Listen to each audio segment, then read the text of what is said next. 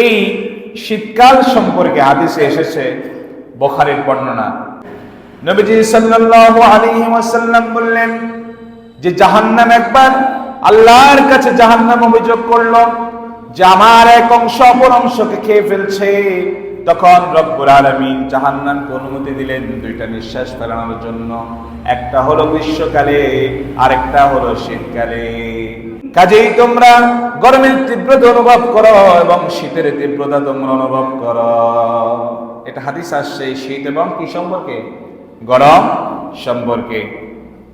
এই যে শীতকাল, এই শীতকাল হচ্ছে আমলের বসন্তকাল। কিসের বসন্তকাল? আমলের বসন্তকাল। দেখেন শীতকালে রাত কিন্তু বড়, কি বড়? রাত কিন্তু বড় আর দিন কিন্তু ছোট শীতকালে, ঠিক কি না? শীতকালে রাত বড় না? শীতকালে রাত বড়, দিন হচ্ছে কি ছোট। ইবনে মাসউদ রাদিয়াল্লাহু তাআলা আনহু তিনি শীতকাল আসলে বলতেন মারহাবান বিশশিতাই ফিহি তানজিলুর রাহমা। শীতকালকে স্বাগতম, এতে রহমত বর্ষিত হয়। সুবহানাল্লাহ। কি বর্ষিত হয়? রহমত বর্ষিত হয়। ফিহি তানজিলুর রাহমা, এতে কি বর্ষিত হয়? রহমত বর্ষিত হয়। আম্মা লাইলুহু ফাতাওয়িলুন লিল কায়েম, এবং শীতকালের রাত দীর্ঘ হয়ে যায় কিয়ামকারীর জন্য। এ রাত্রি কিয়ামকারীর জন্য দীর্ঘ, এ রাত্রি কিয়ামকারীর জন্য দীর্ঘ। তার মানে যারা রাতের সালাত আদায় করে, তাহাজ্জুদ গুজার করে, এদের জন্য এই রাতটা দীর্ঘ। সুবহানাল্লাহ। এরপরে কি বললেন? ওয়া আম্মা নাহারুহু ফাকাসীরুন লিস-সাইমিন, এর দিন হচ্ছে যারা রোজা রাখতে চায়, সিয়াম পালনকারীদের জন্য ছোট।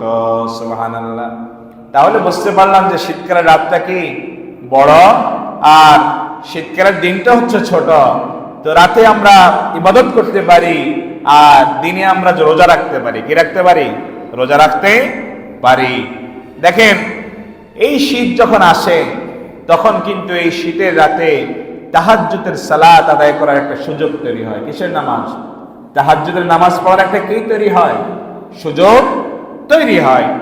আপনি যখন শীতকালে এশার নামাজ পড়ে কিছু খাবার দাবার খেয়ে রাতে যদি তাড়াতাড়ি ঘুমিয়ে যান, আর আপনি কিন্তু অনেকক্ষণ ঘুমিয়ে তাহাজ্জুদের জন্য আপনি উঠতে পারেন, কারণ রাত অনেক লম্বা, ঠিক কিনা? আপনি যদি রাত 9টায় ঘুমিয়ে পড়েন, তাহলে 10টা, 11টা, 12টা, 1টা, 2টা, 3টা পর্যন্ত 6 ঘন্টা আপনি ঘুমায় যদি তাহাজ্জুদ গুজার করেন, কোরআন তেলাওয়াত করেন, এরপরে ফজর আজান দিবে, আপনি মসজিদে গিয়ে জামাতের সাথে ফজরের নামাজ কি করবেন? পড়বেন। এই সুযোগ শীতকালে একটু কি আসে? বেশি আসে, ঠিক কিনা?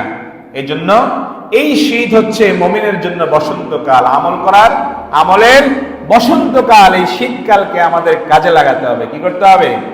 কাজে লাগাতে হবে। যারা রাতে উঠে তাহাজ্জুদ গুজার করে তাদের প্রশংসা করে আল্লাহ রাব্বুল আলামিন বলেন, রব্বুল আলামিন বলেন কানু কলিলাম মিনাল লাইলি মা ইয়াহজাউন ওয়া বিল আসহারি হুম ইস্তাগফিরুন। কানু কলিলাম মিনাল লাইলি মা ইয়াহজাউন, তারা রাতের সামান্য অংশই নিদ্রা যেত, রাতের সামান্য অংশই তারা ঘুমাতো। ওয়া বিল আসহারি হুম ইস্তাগফিরুন, রাতের শেষ প্রহরে তারা ক্ষমা প্রার্থনা করত। সুবহানাল্লাহ। রাতের শেষ প্রহরে কি করত? ক্ষমা প্রার্থনা করত। যারা আল্লাহর প্রিয় বান্দা, আল্লাহর মাহবুব, আল্লাহর প্রিয় বান্দা যারা তাহাজ্জুদ গুজার করে, আল্লাহর কাছে তারা ক্ষমা প্রার্থনা করে। তারা যেমন নিজেদের জন্য ক্ষমা প্রার্থনা করে, তার পরিবারের জন্য, তার সন্তানাদি, আত্মীয় স্বজন, সারা বিশ্বের মুসলিম উম্মার জন্য তারা দোয়া করে, ক্ষমা প্রার্থনা করে। আল্লাহ রাব্বুল আলামিন তাদের প্রশংসা করেছেন। সুবহানাল্লাহ। কি করেছেন? প্রশংসা করেছেন। শুধু তাই নয়, নবীজি সাল্লাল্লাহু আলাইহি ওয়াসাল্লাম বলেন আলাইকুম বিকিয়ামিল লাইল, তোমাদের কিয়ামুল লাইল তথা রাতের সালাত আদায় করা উচিত। অর্থাৎ রাসূল বললেন যে তোমাদের তাহাজ্জুদের নামাজ আদায় করা কি উচিত। ফাইন্নাহু দাবুস সালিহিন ক্বাবলাকুম, তোমাদের পূর্বে সৎকর্মশীল যে লোকগুলো ছিল তাদের এটা রীতি ছিল। কি ছিল? রীতি ছিল। তারা রাতে তাহাজ্জুদ গুজার করত, রাতে কিয়ামুল লাইল করত। সুবহানাল্লাহ।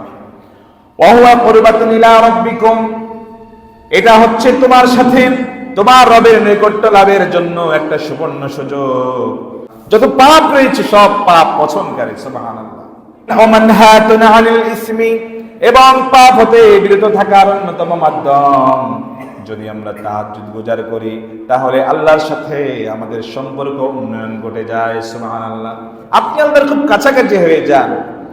রাতে যখন সমগ্র জাতি ঘুমিয়ে পড়ে, পুরো এলাকা যখন নিঝুম ঘোর অন্ধকারে নিমজ্জিত হয়ে গেল, সবগুলো মানুষ ঘুমিয়ে পড়লো, আল্লাহর কিছু প্রিয় মাহবুব বান্দাগণ তারা রাতে যখন উঠে গেল, তাহাজ্জুদ গুজার করলো, আল্লাহর কাছে ক্ষমা প্রার্থনা করলো, আল্লাহ তাআলা তাদেরকে ক্ষমা করে দেন, সুবহানাল্লাহ। আল্লাহ কি করে দেন? ক্ষমা করে দেন। শীতকালে রাত যেহেতু দীর্ঘ, আমরা এই শীতের রাতে তাহাজ্জুদের নামাজ পড়ার একটা সুবর্ণ সুযোগ আমাদের আসে। এই তাহাজ্জুদের নামাজ পড়ার আমরা কি করব? চেষ্টা করব। আল্লাহ রাব্বুল আলামিন এর মাধ্যমে যেমন আমাদেরকে তিনি কি করবেন? ক্ষমা করে দিবেন, পাশাপাশি আমাদের যত গুনাহ রয়েছে গুনাহগুলো মুছে যাবে ইনশাআল্লাহ, এবং আল্লাহ রাব্বুল আলামিন আমাদেরকে পাপ থেকে দূরে রাখবেন, সুবহানাল্লাহ।